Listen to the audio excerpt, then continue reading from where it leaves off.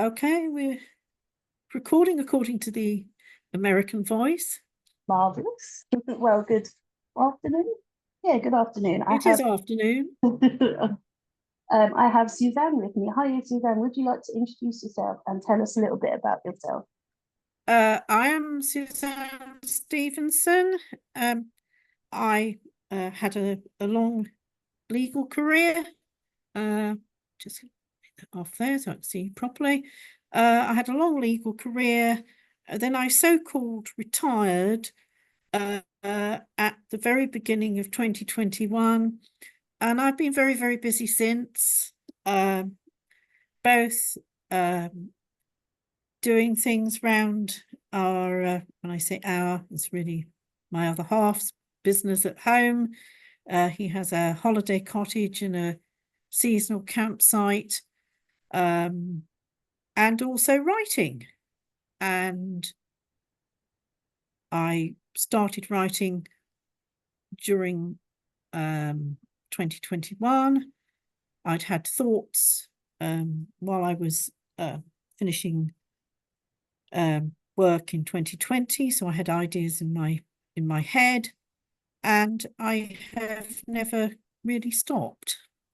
And I have had a number of books published.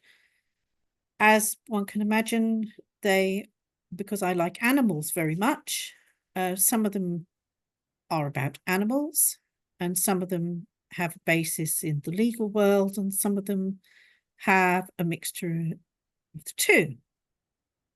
As for me personally, apart from the legal career, I used to live in southeast England around, I grew up around Buckinghamshire, and then later on I lived in Hertfordshire and Bedfordshire. And then in 2010, we decided we wanted a change of lifestyle. We wanted somewhere where we could do more sort of rural things. And so we moved to North Lincolnshire. And we live near a village called Curtin in Lindsey. Actually, I'm wrong, a town. Our outsiders would call it a village. But as far as we Curtonians are concerned, it's a town, a little town. It's got a lot of history. The place that I live in, which is about a mile outside town, has its own history. It's a rather quirky place. There's a house that I'm living in. We've added bits to it. Outside, apart from farming a few campers in a field, we had a derelict barn converted into a holiday cottage. And then further down the land, as well as our chickens, we have a handful of pigs. There's Doreen and Dolores, who got too fat to be anything other than sort of resident pigs, and three younger ones who we won't tell them that after a happy time at the farm, they'll be going away to be made into sausages. And there are some geese, and our friends keep their horses on our land, and that, not to mention the wild creatures as well, that there are all manner of birds, including crows, who keep trying to get in the house at the moment. Is source of loss of sleep because they keep banging on an upstairs window at 5 o'clock in the morning. And we've done everything we can to try and stop them, but so far to no avail. Sometimes we see hares. There are hares round about. A friend of mine had a fox come up to her patio doors. We hope foxes keep away because we don't want them to eat the hens, because they have a nasty habit of doing that. But we're not far away from our little town. I'm on the town council there. Oops, sorry about the bleepy phone. s- apart from legal side of things, I've always enjoyed, apart from writing, I also enjoy painting and sketching. Hence the fact that my books about animals tend to have a few drawings in them. Because I believe that's, for those sort of books, I believe it's all part of the atmosphere of the book. They perhaps hark back to a past age, to the sort of books one picked up when one was young or had been a mum or dad or granny's book from earlier days, and there were some illustrations, and I suppose it harks back to that I like to include those sort of little black and white drawings, or black and white pictures anyway, to give the book a certain atmosphere. Yeah, which I think really works. Obviously, your latest book, the picture of a cat on the front is really effective, actually, and I think you've definitely captured that sort of feel for it. So yeah, that's a good idea. With regard to the latest book, Mr. Perkins' A Cat's Judgment, that draws both on the legal world and on things to do with pets that are close to my heart. The importance that pets can have as a support to people. I mean, not everybody likes them, true, but there are a lot of people, I think, that benefit from having a usually pussycat or dog friend around. And apart from that, I think there are a lot of animals that need rescuing.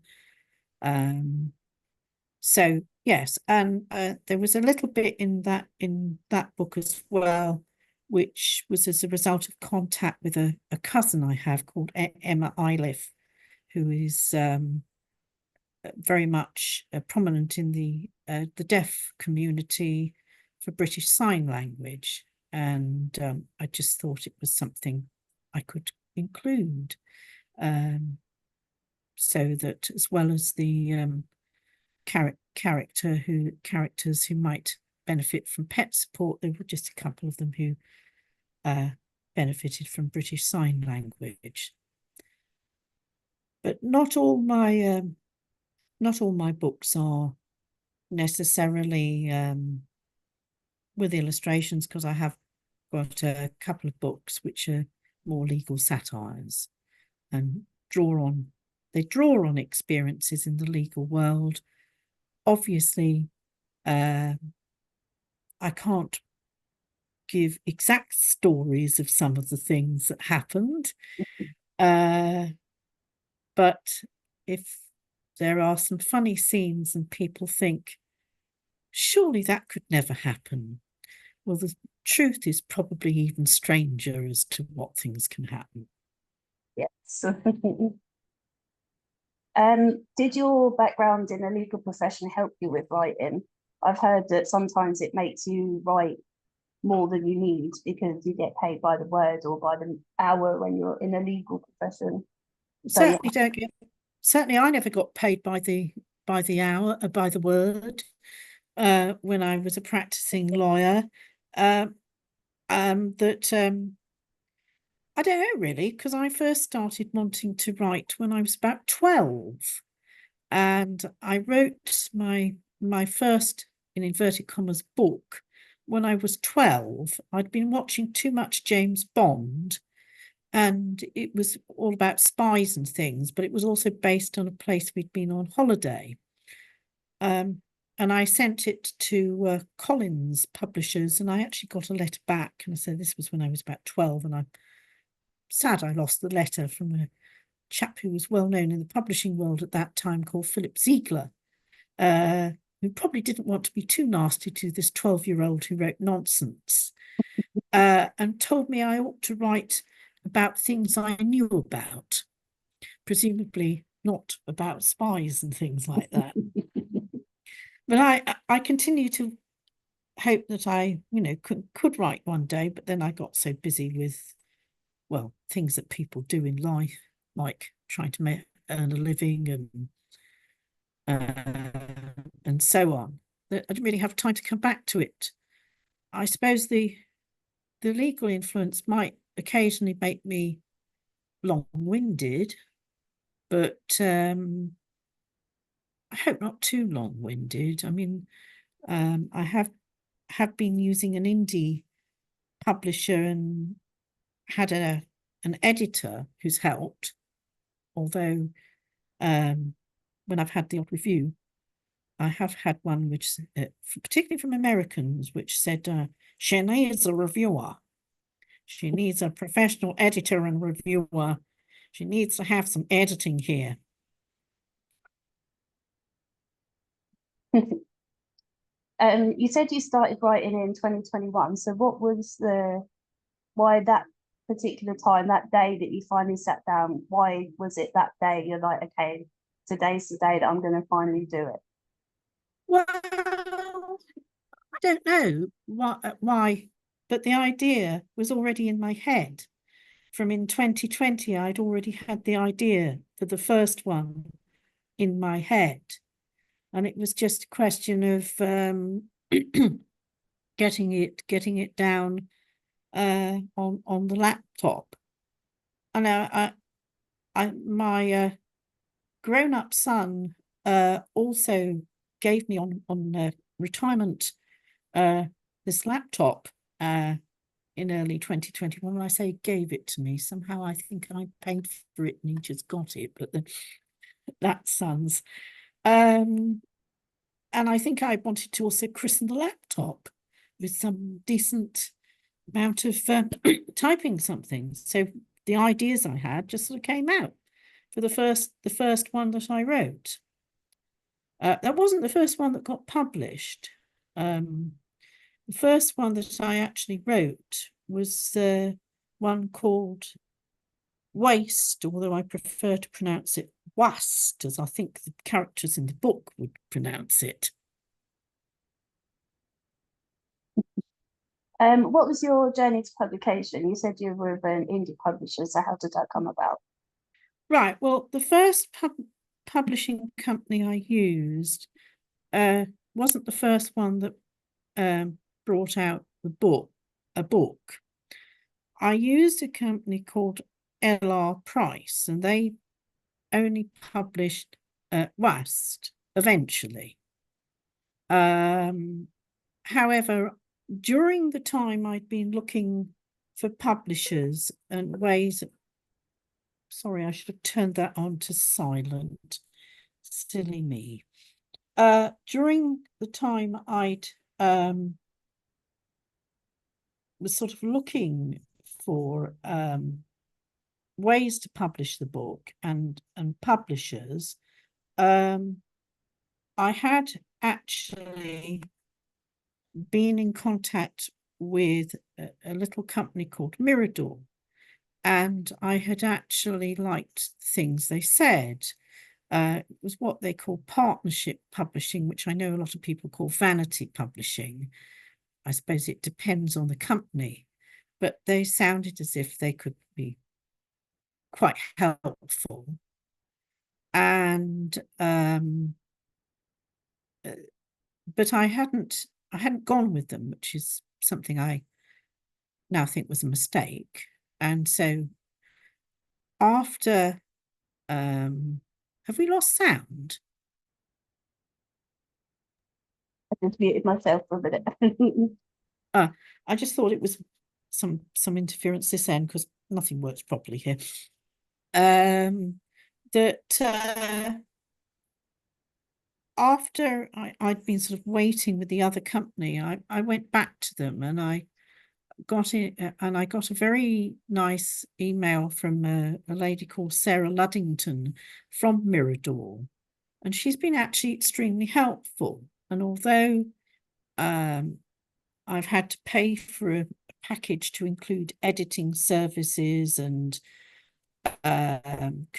conversion of, for example, of the illustrations into a format that could be used, and using my designs as a cover design. I've had to pay for those services. Nonetheless, she's been extremely helpful, and she's probably taken a lot of work off me. And you get what you pay for if you pay for that service. I haven't had to do some of the things which I suspect some fully independent writers have had to do. So that's been very good, and I've stuck with Mirador for the rest of my books.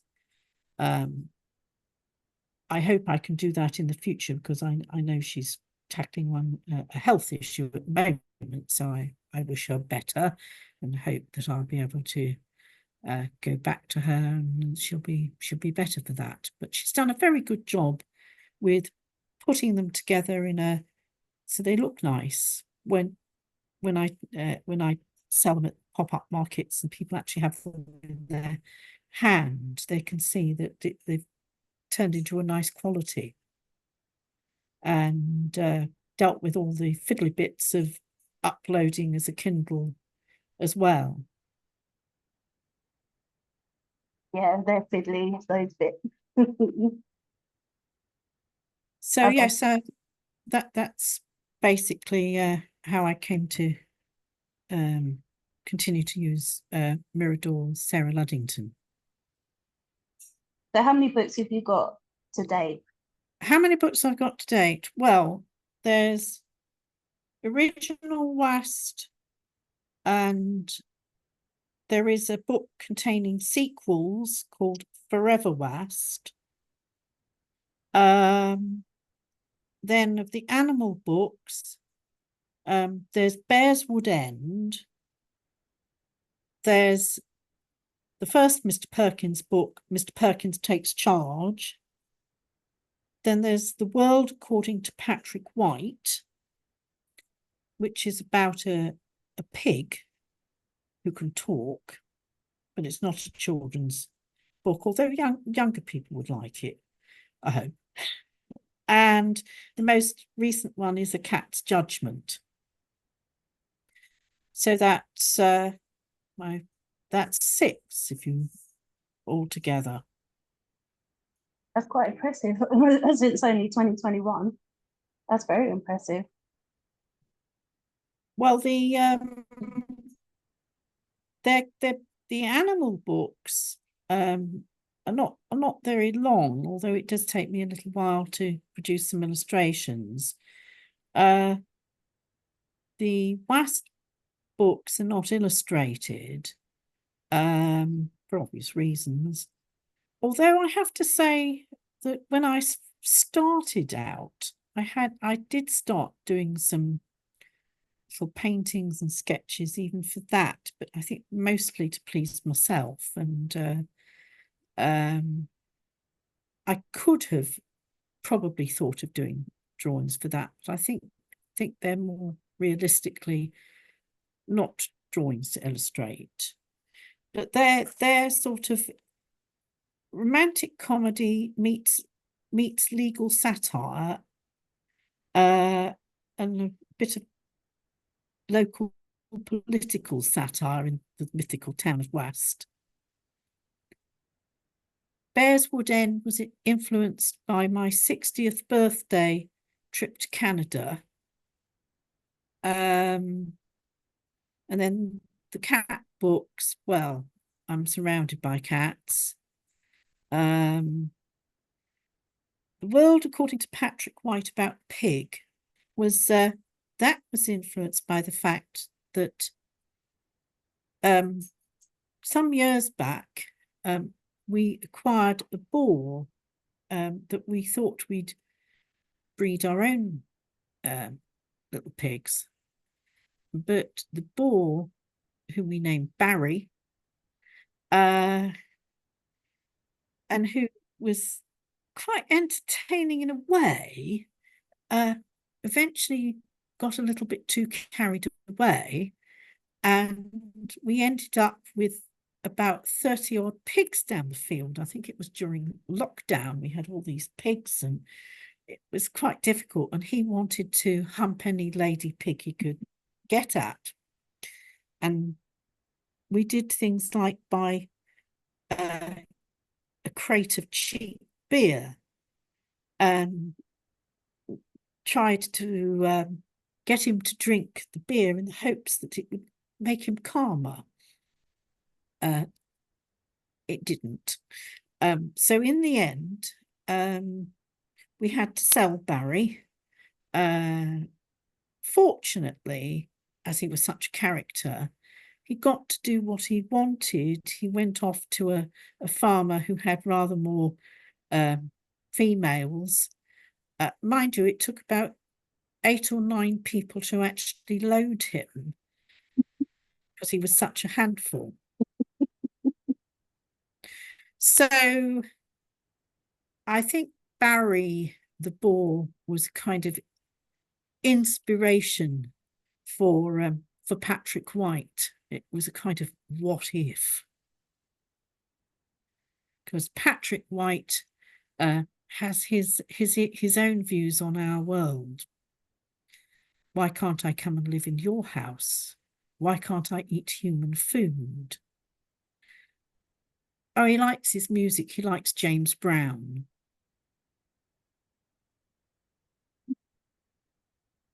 Well, I had this picture in my head of what would a big bull pig, if they could have a taste in music, what would you imagine that they would like?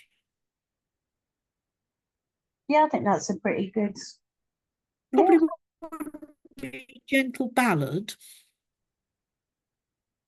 So I reckoned it would be James Brown. Yeah, I like that. That's cool. So those inspirations, and somehow I started writing, and then more and more came out. And of course, my husband writes as well. His are more serious, although thrillers. He's got one book of fiction published called Grod's Secret War, which is a very long book, all about partisans in the Balkans in World War II. It's a long book, but it's an exciting book and a good read for those who've got time on their hands to read that sort of thing. And he's working on something else. When he was a young man, he had a short book published about the peak line, because he's into steam preservation. So I guess we're both at writing when we're not busy with our animals. So do you have lots more ideas tucked away, ready for lots more books then? Well, I have got, I've already written another Patrick White book. If I wanted to use it, I'd need to sort of tidy it up a lot, and I'd need to do some drawings. So I've got that already. I've already written that. And then I suppose it will depend on what happens with a cat's judgment as whether Mr. Perkins will have any more adventures, because people do like their cats. So we shall see as to whether Mr. Perkins has more adventures, or whether I dust off the sequel to The World According to Patrick White, and see what happens with his adventures there, because it's all the story is finished. It would just be a question of tidying it up and making it presentable and sitting down doing some pig pictures. Awesome. So is there anything else? you wanted to ask me? One of my favourite questions is if you were able to spend a day with any author, dead or alive, who would you like to spend the day with? Oh gosh, that's a difficult one because I have a feeling that when one actually met authors, they'd be very different from from their books. It's like Charles Dickens. Um, by all accounts, when one reads about him, he didn't treat his wife very well. It wasn't a very good to his wife and family. Yet I would like to have asked him about some of his where some of his characters came from. Were they all from his experiences? Um, with regard to more modern writers, um, that's um, that's also quite difficult because again, their characters are not necessarily the characters in their books, as one might imagine. I think, for example, in Rankin uh, draws a lot from his background for his Rebus book. So I suppose it would be quite fun to have a chat with him because I like the Rebus books quite a lot. And a lesser known writer whose books I enjoy is a chap called Stephen Dunn, who um, writes some books called the Inspector Vignolles books, and he seemed to have encyclopedic knowledge of railways, and I'm sure I could find out a thing or two for my steam enthusiast other half. So I'm not quite sure if it's quite the answer you were expecting, but I will say I've met Ian Rankin, or Sir Ian Rankin as he is now, and he is the loveliest, most down to earth man. You can chat to him about anything. He really is just genuinely very nice, very chilled, very humble. that's lovely to hear. I got that impression when there was a television program about his background in the Rebus books. He came over as very nice. As I say, I'm not sure that all writers one would find the same way. Um, and but that's nice to hear. Yeah, he really is a very, very lovely man. Yeah, he was teasing one of my friends about getting banned from a pub. So yeah, totally, completely normal, completely down to earth. It was very funny. Well, that's good to hear because I think with um, with some writers, I don't think they'd be like their books. Um, other writers, particularly when it's celebs, I think it's because they're celebs. Um, and other writers, lesser known writers like Stephen Dunn, I think he puts so much work into his books that there's so much social and railway history there. He must have an encyclopedic knowledge of that sort of period of time. Well, I can't think of any more questions unless you think there's anything really obvious that I've missed that you would want to speak about. Yeah, it's very nice to have chatted to you. Afraid um the tech nearly nearly did for us to start with. Yeah, but we got Um, there. And do you have any copies of your book that you can hold up to hand? um, hang on.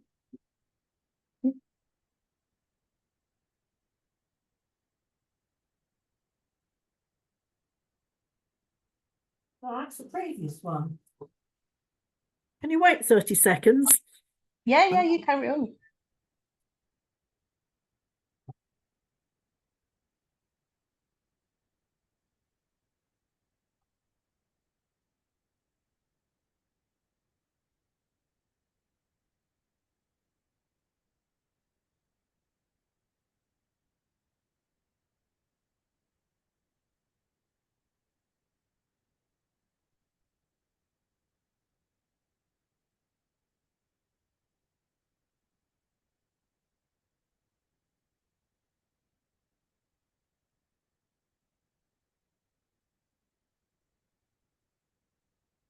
Right, I have in my hand, that's the first Mr. Perkins book, and that is my new one out.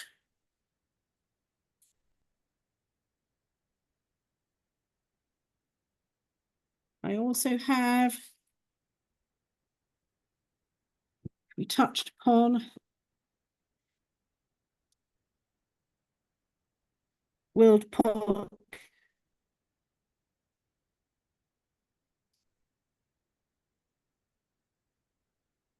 and that's one of the last books. I don't know if you can see that or not. But my most recent one with A Cat's Judgment,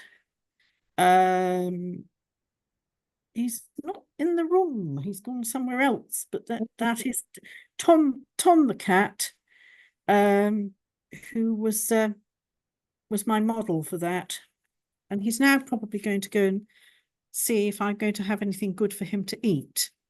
And that's the one that's out on the 17th, isn't it, of July? Oh no, it's out. Oh, it's out. Oh, it's out already. Oh yeah, we had, yeah.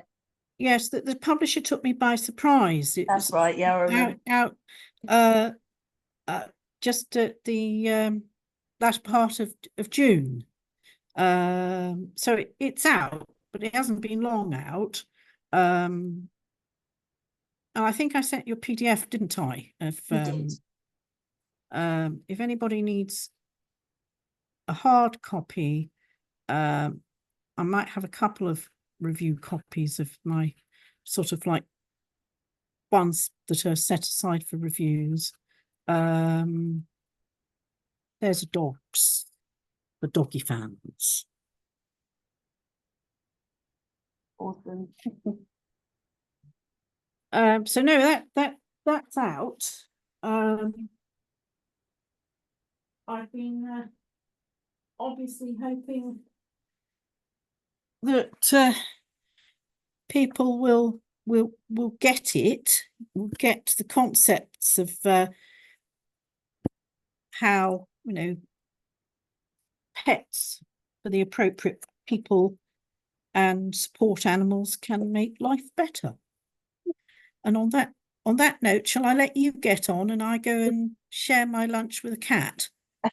Yeah, well, thank you very much. It's been a pleasure.